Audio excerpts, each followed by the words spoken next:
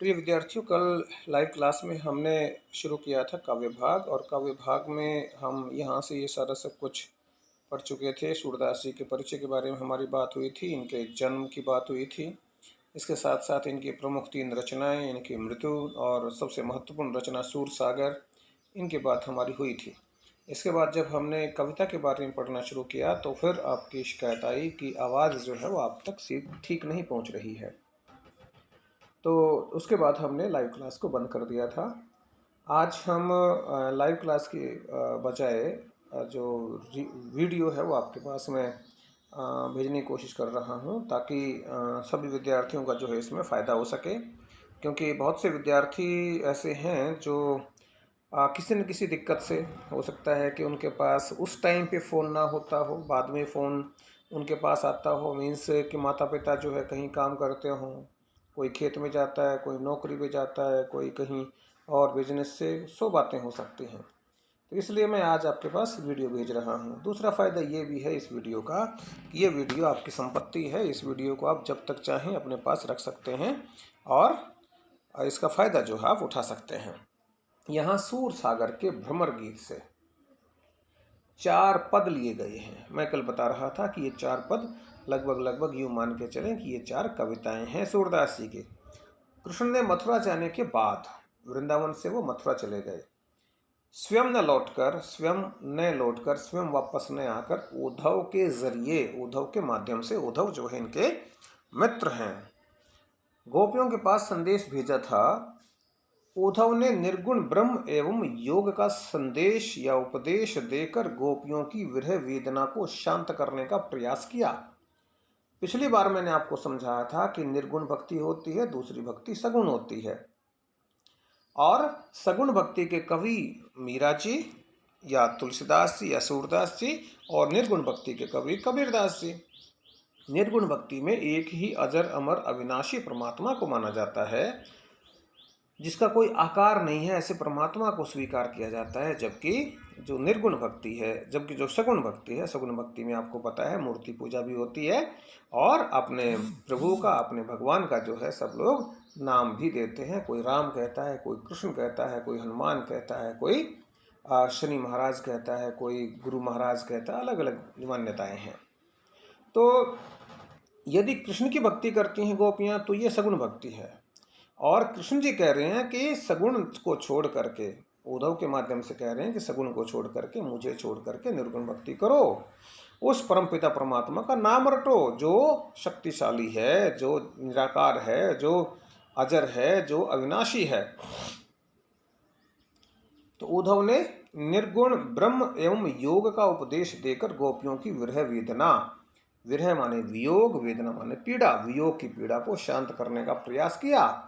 गोपियां ज्ञान मार्ग की बजाय, ज्ञान मार्ग की अपेक्षा प्रेम मार्ग को पसंद करती हैं। ज्ञान मार्ग की बजाय ज्ञान मार्ग को छोड़ती हैं, प्रेम मार्ग को वो पसंद करती हैं। इस कारण उन्हें उद्धव का शुष्क संदेश पसंद नहीं आया। उद्धव का जो संदेश है वो उनको शुष्क लगा, वो उनको बेकार लगा, वो उनको पसंद नहीं आया। तभी वहाँ एक भंवरा आ पहुँचा। भंवरा जो है एक भूंड के जैसा होता है, और उसी भंवरे को जो है टारगेट करके यहीं से भ्रमर गीत का प्रारंभ होता है। गोपियों ने भ्रमर के बहाने, गोपियों ने भ्रमर के बहाने, भ्रमर के माध्यम से उद्धव पर व्यंग्य बाण छोड़े। पहले पद में गोपियों की यह शिकायत वाजिब लगती है, सही लगती है कि यदि उद्धव कभी स्नेह के धागे से बंधे होते तो वे विरह की वेदना को, पीड़ा को अनुभूत अवश्य कर पाते। दूसरे पद में गोपियों की यह स्वीकारोक्ति कि उनके मन की अभिलाषाएं मन में ही रह गईं, कृष्ण के प्रति उनके प्रेम की गहराई को अभिव्यक्त करती हैं। तीसरे पद में वे उद्धव की योग साधना को कड़वी ककड़ी जैसा बताकर अपने एक निष्ठ प्रेम में दृढ़ विश्वास जो है वो व्यक्त करती हैं। 3 पदों के बारे में आपने पढ़ा कि क्या किसमें है। अभी हम चौथे के बारे में और पढ़ेंगे, ध्यान रखिए। तीसरे पद में वे उद्धव की योग साधना को कड़वी ककड़ी जैसा बताकर, आपको पता है कि ककड़ी को यदि कड़वी हो और मुंह में जाएगी तो क्या करोगे, खाओगे थोड़ा, उसको वापस थूक दोगे, वापस फेंक दोगे। उन्हें अपने एकनिष्ठ प्रेम में दृढ़ विश्वास प्रकट करती हैं। चौथे पद में उद्धव को ताना मारती हैं कि कृष्ण ने अब राजनीति पढ़ ली है। चौथे पद में कि वो अब तो तुमने राजनीति पढ़ ली है। अंत में गोपियों द्वारा उद्धव को राजधर्म याद दिला जाना। राजधर्म क्या है? प्रजा का हित। राजधर्म तो यही सूर प्रजा ने जाई सताई। प्रजा को सताया नहीं जाना चाहिए। याद दिलाया जाना सूरदास की लोक धर्मिता को दर्शाता है। यहाँ से आपको एक प्रकार से उद्देश्य मिल गया, यहाँ से आपको प्रयोजन मिल गया कि इस कारण से सूरदास जी ने ये 4 पदों का निर्माण किया है। आगे देखिए पद। ऊधो तुम हो अति बड़भागी।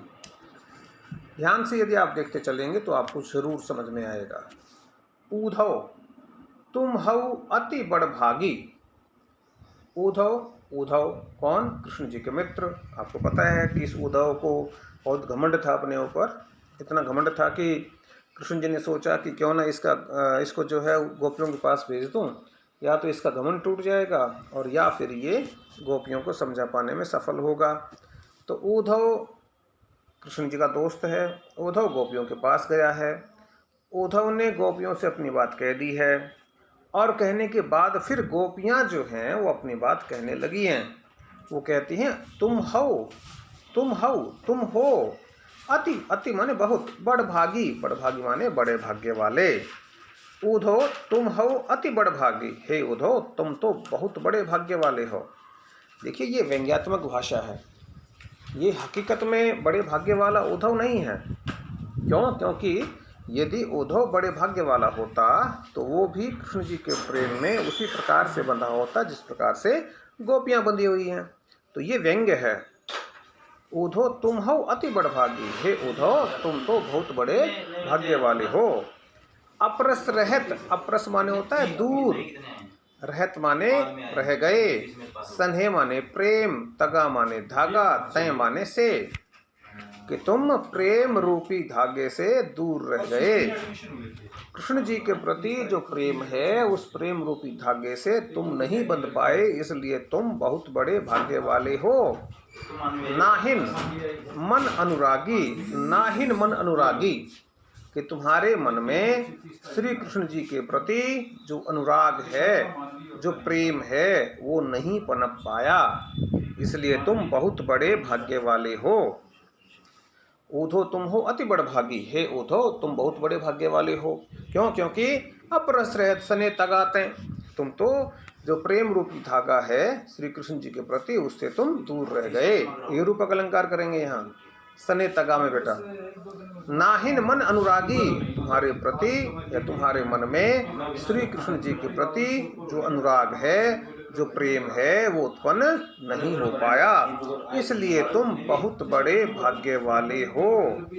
नाहिन माने नहीं, मन माने हृदय, अनुराग माने प्रेम, कि तुम्हारे हृदय में श्री कृष्ण जी के प्रति प्रेम उत्पन्न नहीं हो पाया, इसलिए तुम तो बहुत बड़े भाग्य वाले हो।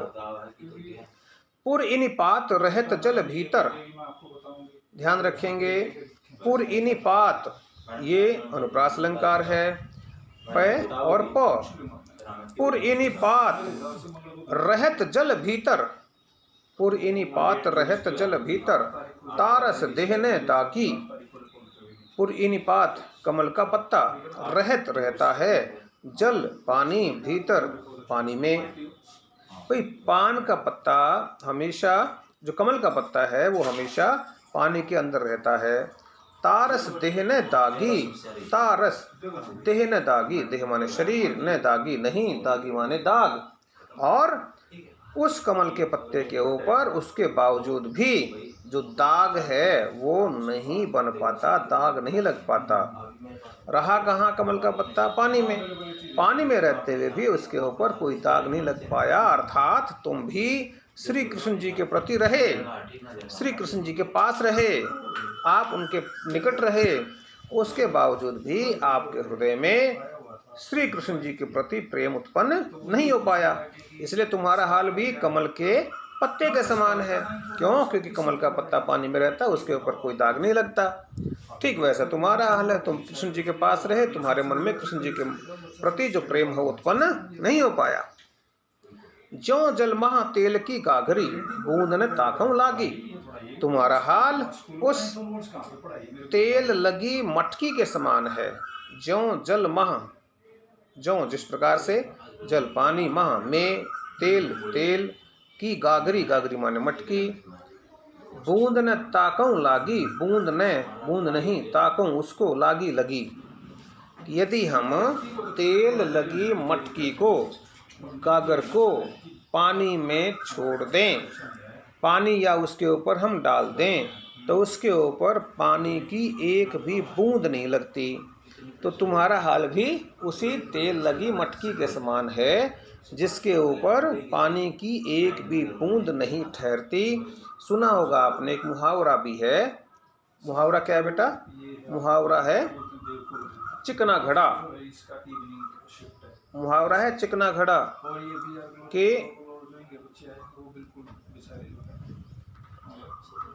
हाँ, चिकना घड़ा मुहावरा है। चिकना घड़ा होने का मतलब होता है बेशर्म। तो दोनों प्रकार की बातें यहाँ स्पष्ट कर दी गोपियों ने कि तुम तो उस चिकने घड़े के समान हो जिस घड़े के ऊपर बूंद का जो है कोई निशान, पानी का कोई प्रभाव नहीं होता।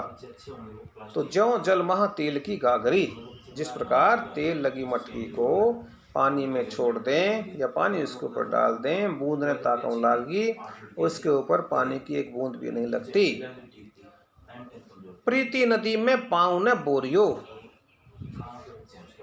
प्रीति नदी, प्रेम रूपी नदी। फिर से ये रूपक अलंकार बेटा याद रखेंगे आप, ये भी रूपक है और इससे पहले सने तगातें, यहाँ भी आपका रूपक ही है। पूरी निपात में अनुप्रास है। ज्यों जलमहा तेल की गागरी, बूंद ने ताकम लागी, प्रीति नदी में पाँव ने बोरियो, कि तुमने प्रेम रूपी जो नदी है उसमें पाँव, पाँव माने पाँव, पैर, न बोरियो, बोरियो माने डुबाना, कि तुमने श्री कृष्ण जी के प्रति जो प्रेम रूपी नदी है उसमें तुमने अपने पैर नहीं डुबाए। दृष्टि ने रूप पर आकी, तुम्हारी दृष्टि श्री कृष्ण जी के रूप पर बिल्कुल भी मोहित नहीं हुई, तुम्हारी दृष्टि उनके रूप पर नहीं पड़ी।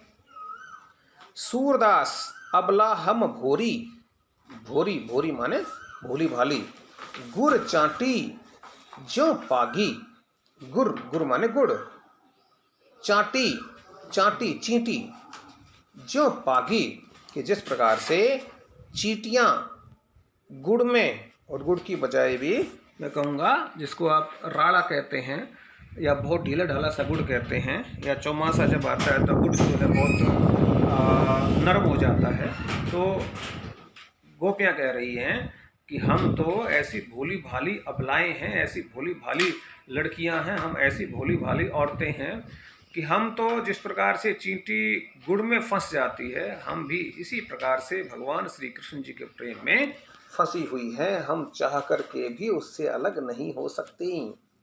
आप देखेंगे यदि गुड़ में फंसी हुई चींटी को देखोगे या राड़े में फंसी हुई चींटी को देखोगे, या इसके साथ साथ आप कभी तारकोल यदि आपने देखा है, तारकोल में भी कई बार जो चींटी है वो फंस जाती है और वो चाह करके भी नहीं निकल पाती बेचारी वहाँ से, वहाँ अपने प्राण त्याग देगी।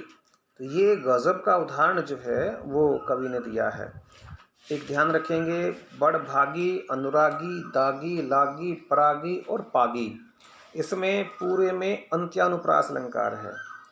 अंत्यानुप्रास, बड़भागी, भागी, रागी, दागी, लागी, परागी और पागी, ये अंत्यानुप्रास होता है बेटा। अंत्यानुप्रास में क्या होता है? प्रथम पंक्ति के अंतिम शब्द का अंतिम वर्ण दूसरी पंक्ति के अंतिम शब्द के अंतिम वर्ण से मिलता हो, तथा प्रथम शब्द पंक्ति के अंतिम शब्द के अंतिम वर्ण से पहले वर्ण का स्वर दूसरी पंक्ति के अंतिम शब्द के अंतिम वर्ण से पहले वर्ण के स्वर से मैच करता हो, तो वहाँ होता है अंत्या अनुप्रास।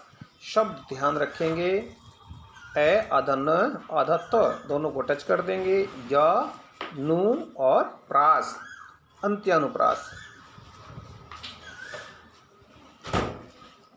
तो तो ये हमारा पहला पद है बेटा। दोबारा से मैं एक बार इसको थोड़ा सा समेट कर लेता हूँ, इस बार मैं शब्दार्थ नहीं बताऊंगा। उधो तुम हो अति बड़भागी। गोपियाँ उधो पर व्यंग्य करते हुए कहती हैं कि हे उधो, तुम तो बड़े भाग्य वाले हो। अपरस रहत सने तगाते नाहिन मन अनुरागी। तुम तो प्रेम रूपी धागे से दूर रह गए, तुम्हारे मन में श्री कृष्ण जी के प्रति प्रेम उत्पन्न नहीं हुआ। खुरी निपात रहत जल घीतर तारस धे न दागी। कि जिस प्रकार से कमल का पत्ता पानी में रहता है, उसके बावजूद भी उसके शरीर पर कोई दाग नहीं ठहरता, नहीं लगता, तुम्हारा हाल भी वही है। तुम भी श्री कृष्ण जी के पास रहे, परंतु तुम्हारे हृदय में उनके प्रति जो प्रेम है वो उत्पन्न नहीं हो पाया। जो जलमा तेल की गागरी बूंद ने तागम लागी। यहाँ उत्प्रेक्षा अलंकार करेंगे आप। उत्प्रेक्षा, जिस प्रकार से तेल लगी मटकी को यदि हम पानी में छोड़ दें तो उसके ऊपर कोई दाग नहीं ठहरता, उसके ऊपर कोई दाग नहीं लगता, तुम्हारे ऊपर भी इसी प्रकार से भगवान श्री कृष्ण जी के प्रेम का जो दाग है, प्रेम का जो निशान है, प्रेम का जो प्रभाव है, वो नहीं ठहर पाया। प्रीति नदी में पाँव ने बोरियो दृष्टि ने रूप परागी। कि तुमने श्री कृष्ण जी के प्रति जो प्रेम रूपी नदी है उसमें बिल्कुल भी पाँव नहीं डुबोए। तुम्हारी दृष्टि श्री कृष्ण जी के सौंदर्य पर, उनके रूप पर नहीं पड़ी। सूरदास अबला हम भोरी गुर चांटी ज्यों पागी।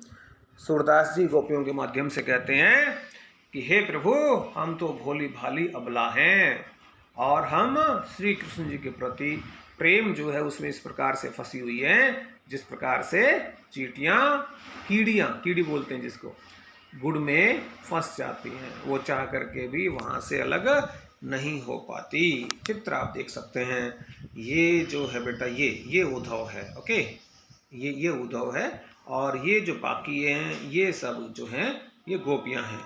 और इसके साथ ही जो भ्रमर की मैं बात कर रहा था, ये ब्लैक सो दिख रहा है, ये आपका वो भ्रमर है। इसको ध्यान से देखें आप, थोड़ा सा जो इसको जूम जब ज़्यादा कर देते हैं तो फिर ये सही दिखता नहीं है।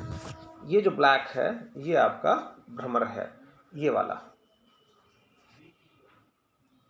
शायद आपको समझ में आया है। ध्यान रखेंगे कि जो भाषा है वो है बेटा ब्रज, भाषा ब्रज है,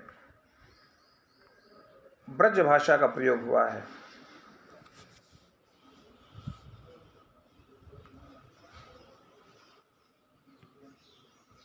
यहाँ लिखता हूँ मैं थोड़ा सा, यहाँ शायद आपको समझ में आएगा।